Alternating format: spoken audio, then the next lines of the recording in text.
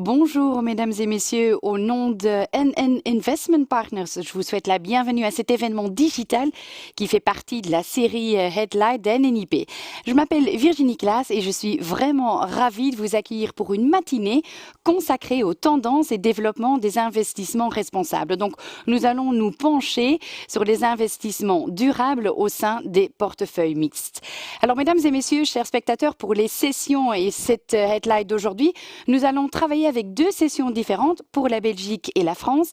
La raison pour laquelle vous allez transférer dans quelques instants vers une session locale. Et ensuite, nous nous retrouvons pour la session centrale, la deuxième et la troisième partie. Je vous souhaite d'ores et déjà un bon moment.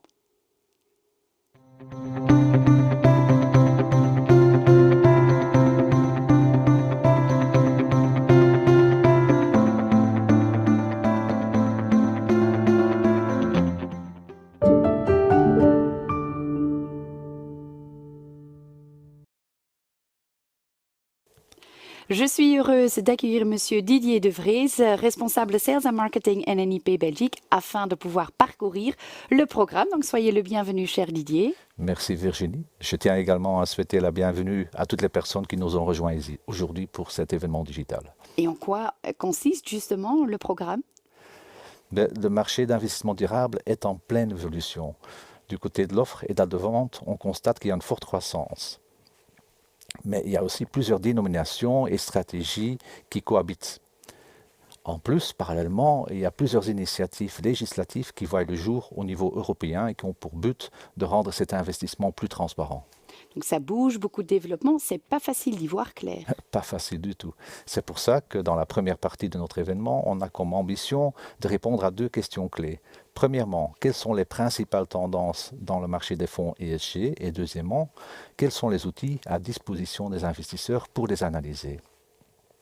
Alors nous sommes très heureux pour pouvoir accueillir aujourd'hui Madame Hortense Bioy, qui est directeur global de la recherche durable chez Morningstar, qui va nous expliquer tout cela. Et justement, la deuxième partie est consacrée à votre fonds durable qui a même gagné un prix cette année chez Morningstar, le prix du meilleur fonds mixte. Tout à fait. Et ça sera Monsieur Steven Steert, qui est Client Portfolio Manager Multi-Asset chez NN Investment Partners, qui va nous présenter les caractéristiques uniques du fonds NNL Patrimonial Balance European Sustainable.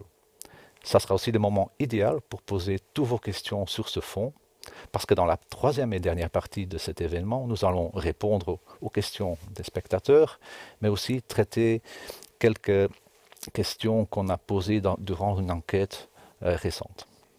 Je m'en réjouis déjà. Merci beaucoup, cher Didier, pour ces informations. Alors, mesdames et messieurs, il est grand temps d'accueillir Madame Hortense Bioy, Global Director Sustainability Research chez Morningstar. Hi everyone, thank you for having me. NN asked me to talk about the latest trends that we are seeing in the ESG fund markets and the tools that investors can use to evaluate these funds. So first, I'd like to talk about the landscape and especially the impressive growth we've seen in the ESG fund market over the last 12 months.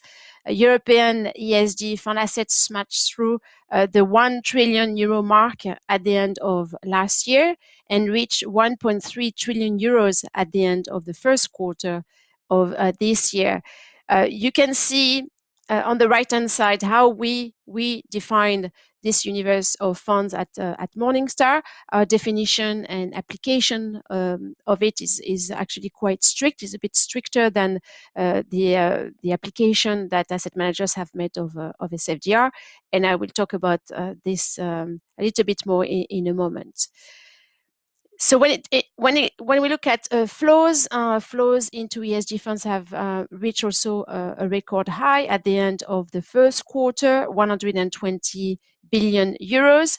In Q1, ESG funds took more than half of overall fund flows, boosted by increased interest in ESG issues in general and environmental and climate issues in particular. And this is what you are seeing. We can see on the next slide. In Q1, we saw a continuation really of a trend that we started to see last year. Climate funds saw a sharp rise in inflows last year, especially those that aim to invest in climate solutions. It's represented on the chart by the light green bar. And clean energy, clean tech funds, which is represented by the blue bar. Next slide. Climate funds were among the best-selling funds in 2020, and again in the first quarter of this year. In Q1, 6 out of the 10 best-selling funds were related to climate, attracting more than 1 billion euros each. This is evidence that more and more investors are preparing for the risks and opportunities created by the transition to a low carbon economy. And this is also despite some what some would consider as high valuations. Clean energy funds continued to be very, very popular. Next slide, please. Inflows into ESG ETFs were particularly high also in the first quarter of this year, representing 54% of total flows in ETFs. ESG ETFs now account for 10% of all money invested in ETFs in Europe. There has been a significant increase in flows into ESG ETFs in the last 2 quarters, and this is expected to continue, supported by high investor interest in ESG, but also innovation in the ESG index space. For example, last year we saw the launch of some interesting Paris-aligned type of strategies in both equity and fixed income. Next slide, please. ESG product development has been indeed a key priority for all asset managers in Europe, as you can see here, reflected by the record level of new fund launches. Last year alone, we saw more than 500 new ESG funds come to market. And so far this year, we've already identified 111 new ESG funds that hit the shelves. Asset managers continued to expand the range of options available to investors in terms of asset class, market exposure, and theme. Equity, of course, remained the source of the greatest product proliferation, followed by allocation and fixed income. In 2020, while broad ESG fund continued to represent the bulk of new offerings, we also saw a lot of thematic funds come to market, targeting themes like climate, of course, as I just talked about, but also themes like smart city, the ocean, gender diversity and inclusion, and the UN Sustainable Development Goals. Next slide, please. Now, launching new funds is not the only way asset managers respond to increased investor demand for sustainable investment options. They also repurpose existing conventional funds by changing the investment objective of the funds or by adding ESG criteria and exclusions to their investment policies. And many reflect these changes by rebranding the funds. And these funds are represented on the chart by the dark green bar. We estimate that repurposed funds account for 20-25% of all sustainable funds available in Europe. So it's not a negligible number.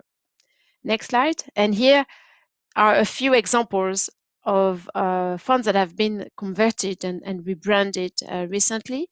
Repurposed funds that rebrand add terms such as sustainable, ESG, green, or SRI to their names to reflect the new mandate and increase the visibility among investors who are looking to invest more sustainably. So what's interesting is that we've also started to see large ETF providers like Amundi and Xtrackers repurpose plain vanilla ETFs. And at the bottom, you can see the most commonly adopted terms among European repurposed funds in the past 5 years. Sustainable is the top one, followed by responsible, and also SRI or ISR, which is the French label. And this is what you can see in the green bar at the bottom, is all those funds that have received the French label ISR, and they've added that to the name. And also finally, ESG is also a very common name addition. Next slide, please. Now, repurposing funds is a trend that I think will continue, especially given the regulatory environment in Europe and SFDR in particular. Here I'm referring to the European Sustainable Finance Disclosure Regulation, which came into force in March. I would like to say a few words about this new piece of regulation, which requires for the first time that fund managers provide information about the ESG risks and negative impact of their investments on society and the planet. So since March 10th, asset managers have been asked to classify their funds as either light green, Article 8, and dark green, Article 9, or Article 6, if the fund doesn't claim to have any green credentials. And what we can see already from the data that Morningstar has collected so far is that about 23-24% of funds in Europe now are already stating that they are green, so they consider themselves as green.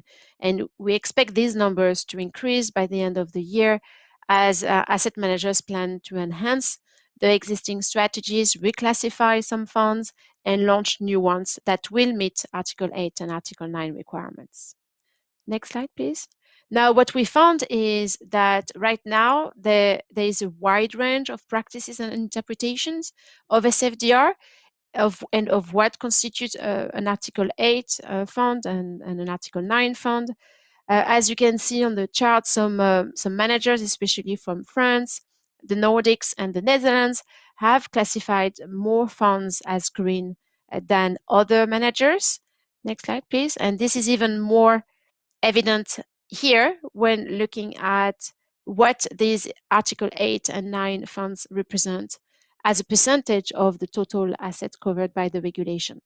And Nordic and Dutch asset managers feature among those with the highest proportion of fund assets in Article 8 and 9, between 70% and 100%. Now, this is perhaps not surprising given the long history of responsible investing in Northern European countries, and these are followed by the French.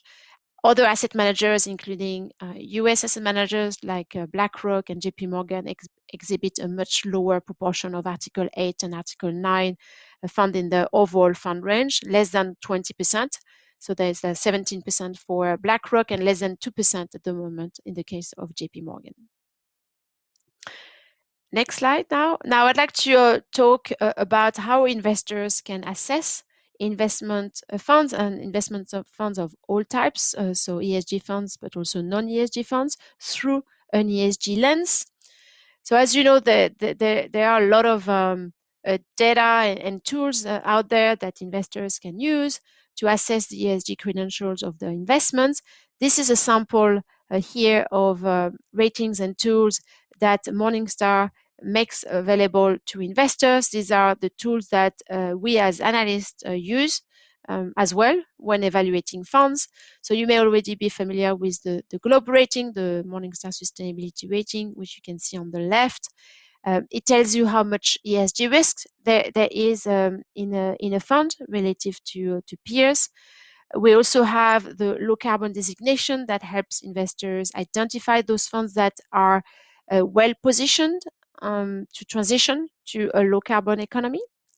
Product involvement metrics provide insights into an investment exposure to a range of controversial business activities such as weapons, tobacco, alcohol, thermal coal, and more. And finally, I'd like to mention also our latest tool, the ESG commitment level, which is a new qualitative analyst assessment of the extent to which asset managers and strategies incorporate ESG considerations. And I will talk a little bit more about this one in a minute. But before that, next slide, please. I want to show you how our universe of ESG funds perform in terms of ESG risk relative to non-ESG funds. So we often get the question, is there a lot of greenwashing in ESG funds and also in repurposed funds, those funds that I mentioned earlier that have converted to an ESG mandate? And this chart should give some comfort to investors. ESG funds are represented by the blue bars, and repurposed funds are represented by the dark green bars. And you can see that both types tend to have more globe ratings than those than the rest of the universe. So they have more 4 and 5 globes. So they have more than 70%. Sorry, it's more than 70% of ESG funds and repurposed funds have either 4 or 5 globes, and less than 10% of those have either 1 or 2 globes. So I think this should help alleviate some investor concerns that there is a lot of greenwashing out there. Next slide, please. Now, when we look at another measure, so I mentioned earlier the low carbon designation, we found that in the categories that we've analyzed, there is a greater number of ESG funds that do have the low carbon designation relative to conventional funds, which means that investors who buy sustainable funds are more likely to hold companies that are better aligned with the transition to a low carbon economy. There are, however, considerable differences across regions and investment styles. As you can see here, when you invest in a global large cap growth equity fund, you're more likely, obviously, to be invested in technology companies and be better aligned to a low carbon economy, which is not the case when you invest in an emerging market equity fund. Next slide, please. Now, moving on to our new manager research ESG initiative. I mentioned the ESG commitment level for strategies and asset managers.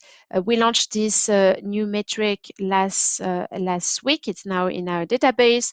The ESG commitment level is a qualitative evaluation. It expresses our analyst's assessment of the extent to which ESG factors are incorporated into the funds and asset managers that our analysts have under coverage. The ESG commitment level is assigned following a 4-tier scale, so from best to worst, leader, advanced, basic, and low. And next slide, and this is my final slide. I just wanted to show you, to talk a little bit about our methodology. We start by assessing the asset manager, and to arrive at the commitment level for asset managers, our analysts evaluate 3 key pillars: philosophy and process, resources, and active ownership. So with resources, we will looking at the data and the people who are managing the we're managing the funds, and also the central ESG teams. And when it comes to active ownership, we look at how the company votes and engages with its invested companies. Now, our assessment of asset managers is used as an input into the strategy evaluation. So for active strategies, analysts evaluate also, that's 2 remaining pillars, so process and resources, and the 3rd pillar is asset manager, which I've just talked about. Now, for passive strategies, we tweaked the approach to reflect the fact that obviously it's the methodology of the underlying index that determines the ESG profile of a passive fund. So the focus here is on the process, and the asset manager is also an input there. So that's in a nutshell our methodology for scoring funds and asset managers. At the moment, we offer these metrics for more than 400 funds and 71 asset managers, and we plan to expand our coverage. We plan to produce Morningstar ESG commitment levels for all strategies and asset managers that we have under our coverage. I'm going to leave it here. Thank you very much for your attention.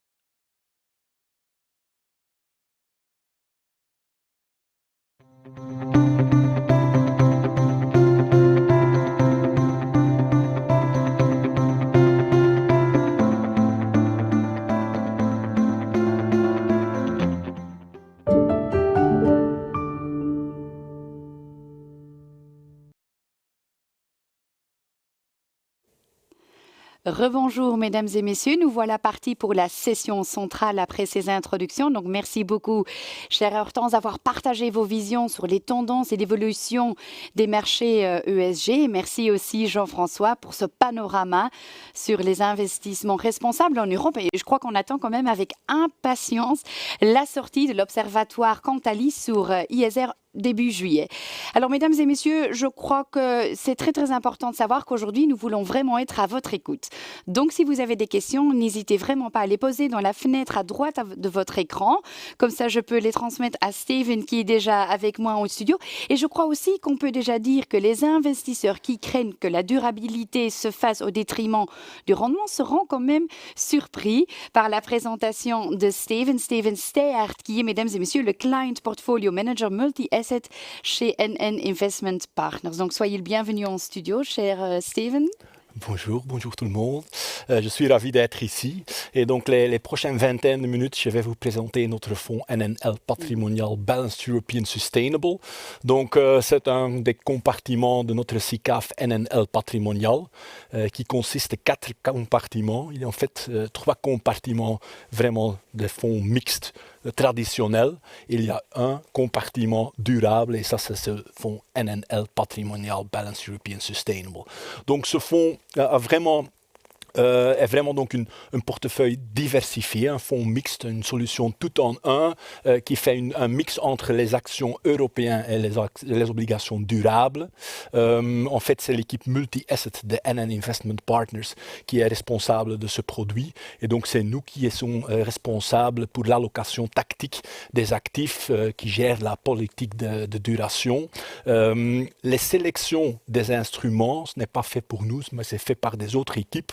Parce que des autres équipes spécialisées de NNIP, parce que donc Patrimonial Balanced European Sustainable n'est en fait pas un fonds de fonds, c'est vraiment un fonds qui investit en ligne directe et on utilise vraiment des poches, donc une poche d'actions européennes durables, une poche et 3 poches d'obligations. Qui sont gérés par des autres équipes spécialisées. La partie obligataire est donc en fait splittée en 3 parties, 3 poches, un mix entre les obligations d'État durables, une poche d'obligations vertes et une poche des obligations d'entreprise durables aussi. Donc, vraiment un avantage important à mentionner pour un fonds mixte durable comme le nôtre est certainement que les critères d'exclusion sont uniformes pour toutes ces poches. Donc c'est assez clair quelles vont être les exclusions et de l'autre côté on va adapter le screening positif spécifiquement par classe d'actifs, par pilier.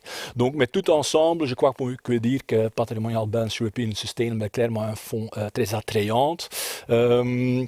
On a aussi, pour les gens qui ont peur un peu de greenwashing, je peux mentionner clairement qu'on a des labels, donc on suit clairement les exigences des labels très connus en Belgique et France, c'est-à-dire le label Towards Sustainability pour la Belgique et le label ISR pour la France. Donc on est tout en fait en ligne avec toutes ces exigences de ces labels et donc pour les gens qui se demandent SFDR, quelle est la classification de notre fonds, c'est clairement un article 9 qui est donc vraiment un fonds vert foncé, c'est-à-dire. Si on regarde un peu plus en détail vers notre processus d'investissement, c'est clair qu'on va, dans ce fonds durable, on va combiner des exclusions avec un processus d'intégration ESG. Et donc, au niveau des exclusions, on peut dire qu'on fait en fait des exclusions sur 3 niveaux. On fait des exclusions sur des activités qu'on ne veut pas. On fait des exclusions au niveau de comportement de certaines sociétés. Et on regarde aussi des scores de controverse. Donc, plus en détail, des exclusions au niveau des activités. On doit penser à des exclusions comme on exclut des producteurs de tabac, on exclut l'énergie nucléaire, on exclut les producteurs des armes, par exemple. Tout nouveau, et ça c'est vraiment important à mentionner aussi, et ce n'est pas encore sur mon slide représenté, mais on a décidé qu'on va à partir de juin, donc vraiment tout récent, on a décidé d'exclure aussi les carburants fossiles dans le portefeuille, donc c'est vraiment aussi important à mentionner ici à ce moment. Si on parle des exclusions au niveau des comportements, c'est clair qu'on veut exclure des comportements non éthiques comme la violation des droits de l'homme, la violation des droits de travail ou vraiment la corruption par exemple. Mais très important à mentionner et à souligner est clairement le troisième niveau d'exclusion qu'on a, parce qu'on va aussi exclure des sociétés avec des scores de controverse très élevés, c'est-à-dire des scores de controverse niveau 4 et 5 chez Sustainalytics. Pour chaque pilier E, S et G à part. Et pourquoi on le fait en fait, après une étude qu'on a fait ensemble avec l'Université de Maastricht, on a vu que vraiment cette exclusion au niveau des controverses élevées apporte vraiment de la valeur pour un investisseur parce que ça va vraiment améliorer le rapport rendement-risque du portefeuille. Donc c'est vraiment clé pour nous de faire ce type d'exclusion en plus, à part des exclusions au niveau des activités et comportements. Mais on ne fait pas uniquement des exclusions et on fait beaucoup plus dans ce processus de sélection des entreprises parce que nous sommes un fonds actif et donc on va vraiment arriver à un portefeuille assez concentré. Et pour sélectionner des entreprises, on va naturellement regarder les éléments, les facteurs ESG. On va chercher des sociétés avec des produits durables, avec des comportement durable pour leurs employés, pour leurs clients, pour la communauté locale. Mais très important à souligner à ce moment est clairement que ce processus d'intégration ESG ne veut pas dire qu'on va uniquement sélectionner des sociétés avec des scores ESG élevés. En fait, on fait quelque chose différemment. On va vraiment plutôt sélectionner des sociétés avec un score ESG médiocre, mais qui est en train de s'améliorer. Et pourquoi? Ça aussi est une conclusion clé de cette recherche qu'on a fait avec l'Université de Maastricht. Parce que si on vraiment met l'accent sur ce type de société avec un momentum ESG positif, c'est-à-dire ça peut apporter beaucoup de rendement pour un investisseur aussi. Donc c'est ça qu'on fait. Naturellement, ça veut dire aussi qu'on doit mettre beaucoup de temps et d'efforts dans l'engagement, parce que c'est vrai, les sociétés en portefeuille n'ont pas du tout ou pas vraiment un score ESG élevé, mais donc on veut les aider à arriver à meilleur score ESG dans le futur et pour ça on fait beaucoup d'engagement, on parle beaucoup avec les directeurs de toutes ces sociétés. Et on utilise aussi en fait nos droits de vote par exemple pendant les assemblées générales. Et finalement, on veut naturellement aussi arriver à un portefeuille avec un objectif climatique meilleur que notre indice de référence. Donc pour ça, dans la phase de construction, on fait vraiment focus là-dedans et donc on va vraiment voir si on ajoute ou si on vraiment élimine une société du portefeuille, qu'est-ce que ça va donner sur ce niveau d'émission carbone ou intensité carbone dans le portefeuille. Donc tout ça, je crois qu'on peut dire que ça travaille, ça fonctionne assez bien et ça je peux prouver avec les résultats financiers et extra-financiers plus tard dans cette présentation. Mais donc ici je veux commencer à expliquer un peu, parler un peu de nos résultats financiers. Et c'est clair, à gauche, je vous montre les performances nettes de notre fonds vis-à-vis l'indice de référence. Et à droite, je vous montre les performances nettes vis-à-vis notre peer group Morningstar, donc vraiment vis-à-vis la moyenne du rendement de ces pairs de Morningstar.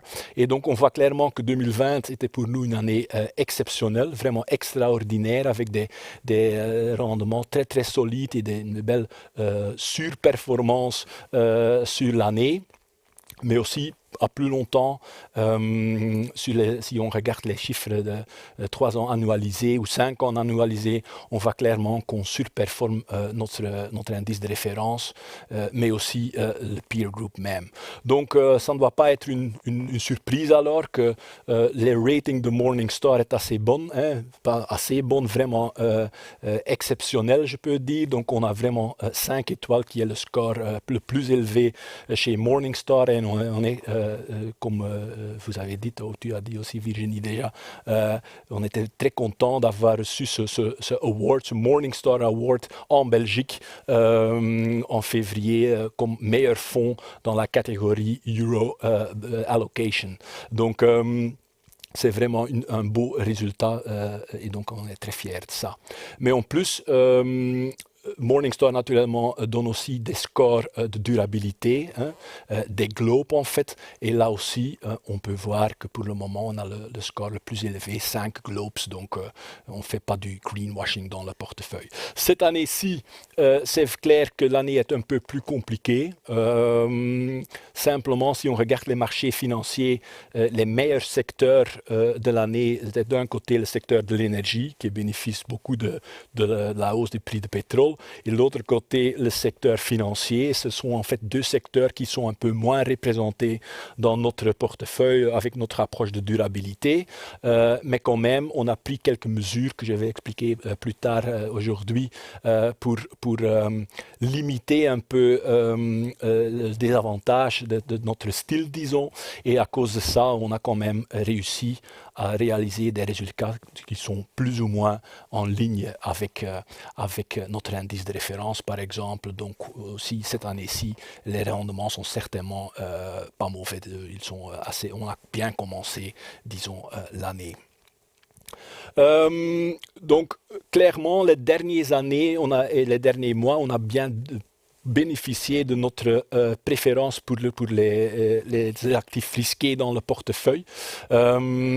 Et à gauche, par exemple, je veux prouver ça par montrer vraiment l'allocation qu'on a eue vers les actions les derniers mois. Et donc le poids neutre de notre portefeuille en actions est normalement 50%. Et donc la ligne orange montre vraiment le poids actuel ou vraiment le vrai poids qu'on a eu dans le portefeuille les derniers mois. Et donc on voit clairement qu'après le choc que la pandémie a créé, on a très vite à partir d'avril, augmenter le poids en action et on a en fait gardé une surpondération, donc un poids plus élevé que normal en action pendant une grande partie de l'année 2020 et donc jusqu'à vraiment récemment, on a encore une préférence pour les actions européennes dans le portefeuille. Donc à droite, vous voyez en fait donc vraiment le portefeuille actuel, fin mai de notre fonds. Et donc on voit qu'actuellement on a encore une surpondération en action, 5% de plus que normal. Et on a 55% d'exposition vers les marchés actions vis-à-vis 50% pour notre indice de référence. Et aussi dans la partie obligataire, c'est clair qu'on garde une préférence pour les risques, disons. Et donc on garde une préférence pour les obligations d'entreprises durables et aussi une préférence pour les obligations vertes. Et on reste assez prudent pour les obligations d'État dans le portefeuille, simplement parce que les taux obligataires de ce côté du portefeuille sont naturellement encore assez bas ou même encore négatifs si on regarde par exemple le taux allemand à 10 ans.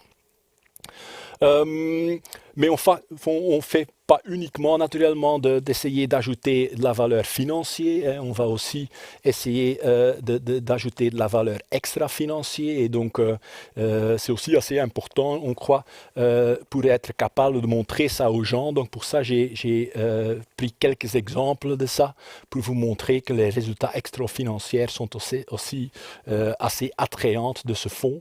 Et d'abord, je vais vous montrer les risques ESG. Et donc c'est en fait le même type de score qui est utilisé, qui est mesuré par Sustainalytics, qui fait partie de Morningstar. Et donc c'est vraiment ce indicateur qui est utilisé pour déterminer le score des globes qu'on a montré déjà. Et donc ça, on va regarder vraiment les niveaux de risque ESG dans le portefeuille vis-à-vis le benchmark. On voit clairement que les risques qui sont le résultat de notre processus d'investissement font que les risques du portefeuille est bien inférieur au risque du benchmark même. Donc c'est une chose positive naturellement. Mais on fait plus, hein. On veut aussi être transparent vis-à-vis les émissions de carbone qu'on a. Et comme j'ai dit, on regarde ça vraiment aussi dans la phase de construction du portefeuille. Et donc, par exemple, à gauche, vous voyez l'empreinte carbone de notre portefeuille vis-à-vis l'indice de référence. Donc, c'est vraiment l'émission de carbone des investissements en entreprise, donc actions et obligations combinées. On voit clairement qu'on a une empreinte carbone bien inférieur, 64% de moins que notre indice de référence. Donc c'est clairement une grande valeur ajoutée. Et finalement, on est en train de travailler sur visualiser vraiment l'impact du portefeuille. Pour le moment, on peut uniquement faire ça pour les obligations vertes. Dans le futur, probablement, on va être capable de le faire aussi pour les actions, mais ce n'est pas encore le cas. Mais si on regarde vraiment cette poche obligataire verte, on voit clairement qu'il y a un lien naturellement avec tous ces projets verts et avec le ODD des Nations Unies liés à la transition climatique, mais il y a aussi des autres objectifs de développement durable qui sont bien représentés dans le portefeuille, donc qui est aussi naturellement une bonne chose. Donc ce n'est pas uniquement qu'on travaille sur la transition climatique, mais aussi sur l'inégalité sociale et tout ça, ils sont aussi représentés dans le portefeuille. Donc pour terminer, je crois qu'on peut dire que Patrimonial Balanced European Sustainable est vraiment une solution tout en un très attrayant pour nos clients, je crois. C'est vraiment un des premiers fonds mixtes durables qui est lancé en Europe. On a commencé depuis 2016 et toutes ces années, les résultats financiers et extra-financiers étaient, à mon avis, extraordinaires. Donc, bien à retenir, naturellement, c'est que c'est un fonds mixte. Donc, on adapte vraiment le portefeuille en ligne avec nos vues sur les marchés. On fait ça au niveau des classes d'actifs. On fait des allocations actives en action, on surpondère ou sous-pondère si c'est vraiment nécessaire, on gère la duration, mais on fait naturellement aussi la sélection des noms individuels, des actions individuelles, obligations individuelles, mais ça c'est pas fait par notre équipe, pas fait par l'équipe multi-asset de NNIP, mais par des autres équipes spécialisées, mais qui ont aussi eu des beaux résultats dans le passé. Merci beaucoup, cher Steven, pour toutes ces informations. C'est déjà très clair et je sens que vous et votre équipe NNIP sont vraiment prêts pour ces Patrimonial Balanced European Sustainability Mixed Funds. Donc voilà, je suis aussi très curieuse de savoir quelles sont les questions de nos spectateurs pour vous. Donc si vous êtes prêts, on peut commencer avec le Q&A. Certainement. Eh bien, on y va, le Q&A.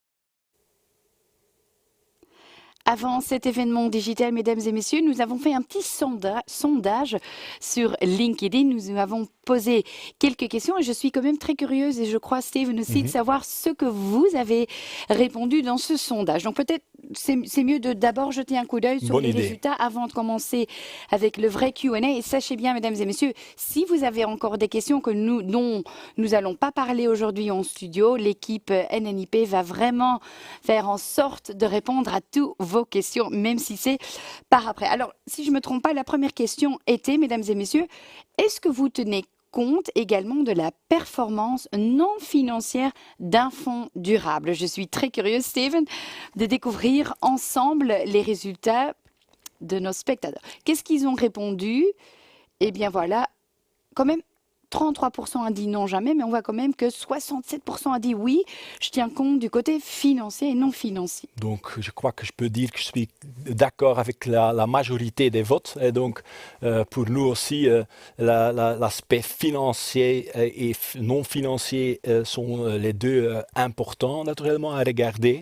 Comme j'ai expliqué déjà dans la présentation, pour nous, l'aspect non financier peut vraiment aider à augmenter les résultats financiers. C'est ça que cette étude qu'on a fait avec l'Université de Maastricht a montré. Donc, c'est bien ça qu'on fait. Et donc, ce n'est pas tellement clair peut-être. Ce n'est pas uniquement sélectionner les sociétés avec le score ESG le plus élevé qui va apporter de la performance, mais c'est plutôt des sociétés qui sont en train de s'améliorer, qui peuvent encore progresser et qui peut être payé avec ça, disons, avec un cours qui va augmenter les années à venir simplement parce qu'ils sont bien en train d'implémenter un comportement plus durable dans le futur. Donc là où on va vraiment encore voir cette belle croissance aussi. Alors c'est une deuxième question que nous avions posée à notre public, nos spectateurs, c'était sur l'inclusion, l'exclusion. Vous en avez déjà parlé, mais la question était, qu'est-ce qui est le plus important pour un fonds d'investissement durable selon vous, mesdames et messieurs? Est-ce l'inclusion? Est-ce l'exclusion? Les deux? Jetons un coup d'œil sur les résultats. Incroyable, 100% a dit les deux. Donc le public est assez clair. Hein? Voilà. Pour eux, les deux choses sont importantes et donc ils sont bien éduqués naturellement. Ils ont raison, hein, à mon avis. Ce sont quand même les deux qui sont importants. C'est vrai, une première étape, c'est bien d'exclure quelques activités, quelques comportements qui sont simplement pas, non éthiques et qui n'ont pas de place dans un portefeuille durable. Mais en fait, je crois qu'on doit aller plus loin et pour vraiment avoir un effet positif sur la société, sur le monde entier, c'est mieux aussi de se focaliser aussi sur l'engagement et vraiment aider les sociétés d'améliorer leur comportement et vraiment d'augmenter leur score d'ESG. Et pour ça, on a une belle équipe Responsible Investing dans NNIP aussi qui va vraiment créer, regarder et discuter ou dialoguer sur certains thèmes avec les sociétés pour améliorer leur score. Et donc, ça va aider aussi aux résultats financiers à la fin. Eh bien oui, c'est ça, c'est un win-win-win pour tout le monde en fait. Hein. Tout à fait. Alors, je crois qu'une question aussi très très importante, c'est une question sur l'inflation parce que vous l'avez déjà un peu mentionné. On attend quand même une forte hausse. Hein. Est-ce que vous, avec ce BEST, le portefeuille patrimonial, est-ce que vous avez déjà un peu réagi, déjà ajusté? Qu'est-ce que vous avez fait concernant justement cette crainte d'inflation? Une très bonne question, Virginie. Oui, c'est clair, c'est vraiment clé dans le marché actuellement. Les dernières semaines, on voit clairement que la pression inflationniste est vraiment un thème important et beaucoup d'investisseurs ont vraiment peur d'une hausse forte et structurelle de l'inflation les années à venir. Et c'est clair, à court terme, l'inflation va presque certainement augmenter les semaines ou les mois à venir, simplement parce qu'il y a l'effet de base et on vient d'une économie vraiment partiellement clôturée, on peut dire, avec des lockdowns et tout ça. Maintenant, il y a une phase de réouverture, donc ça crée des effets de base. En plus, il y a les prix de matières premières qui sont en hausse, il y a des problèmes dans les chaînes de production qui créer un peu d'inflation automatiquement, on peut dire. Donc tout ça va être visible dans l'inflation les mois à venir, donc ça c'est sûr. La question clé est plutôt qu'est-ce qui va arriver après? Est-ce que vraiment les années à venir, les salaires par exemple vont augmenter ensemble avec l'inflation et donc vraiment créer une pression inflationniste structurelle? Et là je suis d'accord avec les banques centrales, où c'est certainement la vue de notre équipe multi-asset de NNIP, que c'est trop tôt de vraiment avoir trop peur d'une hausse structurelle de l'inflation. On ne voit pas de pression sur les marchés de travail actuellement, on ne voit pas que les salaires montent déjà vite, pas du tout, même en Allemagne, pas vraiment. Donc, pour nous, c'est trop tôt d'avoir vraiment peur. Mais naturellement, ça ne veut pas dire que ce thème va rester dans les marchés et va être clé pour les investisseurs. Et donc pour ça, si on regarde le portefeuille, le portefeuille de Patrimonial Balanced European Sustainable, c'est clair qu'on a positionné le portefeuille tout à fait en ligne avec ce contexte obligataire qu'on attend, c'est-à-dire un contexte de hausse graduelle des taux obligataires. Pourquoi les taux vont graduellement augmenter? Donc pour nous, parce que l'inflation va temporairement augmenter, mais puis après retomber un peu. Les banques centrales vont être capables de graduellement réduire leur programme de rachat et donc font essayer d'atteindre une hausse graduelle de ces taux obligataires. Et donc dans ce monde, c'est clair qu'on veut avoir un peu moins de duration que normal. Donc c'est ça qu'on a fait les derniers mois, comme vous voyez sur l'écran. On a clairement diminué la sensibilité à une hausse de taux, vraiment diminué la duration du portefeuille, mais on peut en aller encore plus bas si c'est nécessaire, et si on se trompe et l'inflation monte quand même plus vite que prévu, on peut aller encore plus bas, et puis on peut même utiliser des produits dérivés pour le faire. Mais donc jusqu'à présent, on ne fait pas, on a plutôt limité la date d'échéance des obligations sous-jacentes dans le portefeuille. Mais donc c'est clair qu'on a déjà réagi dans le portefeuille, pas uniquement pour prendre plus de risques dans la partie obligataire, mais aussi par diminuer la duration, comme vous voyez. Donc vous êtes très confiant, très, très positif, c'est une bonne nouvelle. Alors vous aviez aussi évoqué, si je ne me trompe pas dans votre présentation, nous préférons les actions aux obligations. Si on regarde les marchés d'actions, se sont largement redressés ces derniers mois. Nous avons même vu un net glissement des actions de croissance vers justement les secteurs plus cycliques. Alors comment est-ce que vous avez déjà réagi là au niveau des pattes best Tout à fait. Dans la poche action, on a aussi fait un glissement tout à fait vers des actions de croissance plutôt vers des actions cycliques ou des actions de valeur. Donc c'est clair, si on regarde par exemple les rendements de la poche action à droite, vous voyez que les dernières années, on a eu des très beaux résultats et donc un fort redressement aussi de notre poche action en portefeuille. Pourquoi? Naturellement, les thèmes qui l'année passée ont très bien fonctionné après la pandémie ont été vraiment bien représentés dans notre portefeuille, c'est-à-dire par exemple le thème de télétravail, le thème de vente en ligne, le thème de la transition climatique. C'était tous des thèmes qui ont très bien fonctionné. Certainement le deuxième et troisième trimestre de l'année passée. Et à ce moment, on a décidé de prendre un peu de bénéfices et donc de diminuer un peu la concentration dans le portefeuille, dans ce thème, et d'élargir un peu ce portefeuille par ajouter quelques noms plutôt cycliques. Vous voyez par exemple quelques sociétés financières, des autres sociétés plutôt cycliques comme Adidas par exemple, Schneider Electric, toutes des actions qui maintenant peuvent bénéficier plus de cette reprise économique qui est en train de se continuer. Et donc pour nous, ça a aidé cette année-ci, pas pour battre le benchmark, parce que c'est vrai, le contexte de marché est un peu difficile pour un fonds comme le nôtre, qui d'origine a toujours un peu un focus des actions de croissance, mais on a diminué ce focus de croissance dans le portefeuille par ajouter quelques noms de valeur aussi, et ça a aidé certainement year to date ou en 2021. Oui, donc quelques secteurs cycliques qui vont profiter de cette reprise. Donc, je vais dire à mon mari qu'il faut investir dans les lunettes solaires Luxottica. Okay. Non, Steven, je vous remercie vraiment de tout cœur pour toutes ces explications. Moi, je retiens surtout que les investissements responsables, durables, sont des investissements attrayants, non seulement en termes de rendement, mais aussi la contribution à notre société. Et je crois que ça aussi, c'est déjà une grande valeur ajoutée et très, très important dans ces temps-ci. Donc, merci beaucoup.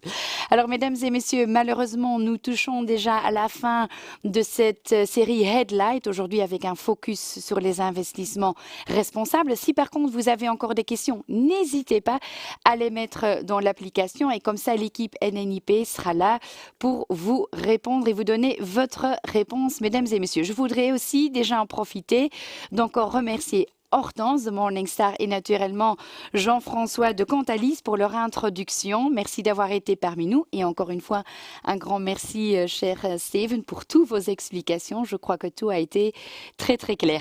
Alors mesdames et messieurs, il me reste encore de vous remercier vous, cher public, chers téléspectateurs. J'espère vous revoir un de nos prochains événements, pourquoi pas, de tout cœur. Mais jusqu'à ce moment-là, je vous souhaite encore beaucoup de succès et naturellement une bonne santé. Merci et à bientôt.